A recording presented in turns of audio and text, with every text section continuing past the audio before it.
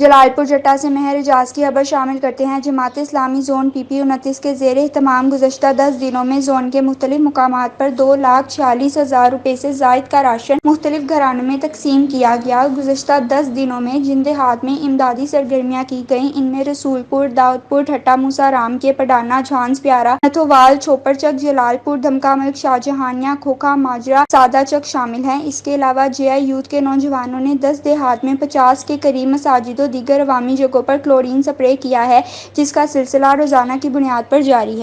گزشتہ امدادی سرگرمیوں کو شامل کرکے گزشتہ ایک ماہ کے دوران 11,60,000 روپے کا راشن اور نقد امداد 546 گھروں میں اب تک حلقہ پی پی 29 میں جماعت اسلامی تقسیم کر چکی ہے۔ رمضان المبارک میں بھی انشاءاللہ یہ سلسلہ جاری رہے گا۔ جماعت اسلامی حلقہ پی پی 29 کی سرگرمیاں تسلسل کے ساتھ جاری ہیں۔ ریلیف سرگرمیوں کی نگرانی خود امیر جماعت اسلامی حلقہ پی پی 29 مولانا محمد عمر صدیق کر رہے ہیں۔ ان کے ساتھ گروپ لیڈر زبیر احمد اور صوبائی حلقے کے گروپ لیڈر ڈاکٹر مدبر صدیق کر رہے ہیں۔ سیکریٹری جنرل زون تنظیم یونس سید سمیع اللہ شاہ نے بڑا محترک کردار ادا کیا ہے۔ شیطان الرجیم، بسم اللہ الرحمن الرحیم۔ معزز ناظرین و سامعین، السلام علیکم۔ جیسا کہ ہم سب جانتے ہیں اس وقت کرونا وبا نے ساری دنیا کو اپنی لپیٹ میں لے رکھا ہے۔ پاکستان میں بھی اب یہ وبا روز بروز بڑھتی جا رہی ہے۔ عام طبقہ اس سے بری طرح متاثر ہوا ہے۔ مزدور، دہاڑی دار، بہت سے ایسے لوگ ہیں جن کا کاروبار، جن کی معیشت بالکل ٹھپ ہو کے رہ گئی ہے۔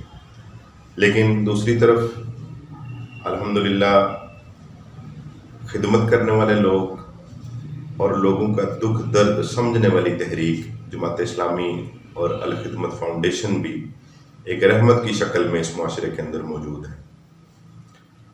پورے ملک کے اندر الخدمت فاؤنڈیشن نے جماعت اسلامی کے پلیٹ فارم سے خدمت کی ایک نئی تاریخ رقم کی ہے۔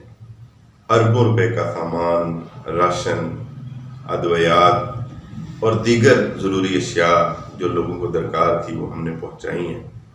اسی سلسلے کو الحمدللہ ہم نے اپنے حلقہ پی پی 29 کے اندر بھی جاری و ساری رکھا ہے۔ ہم نے کوشش کی ہے کہ ہر گاؤں تک، ہر دہلیز تک پہنچ سکیں۔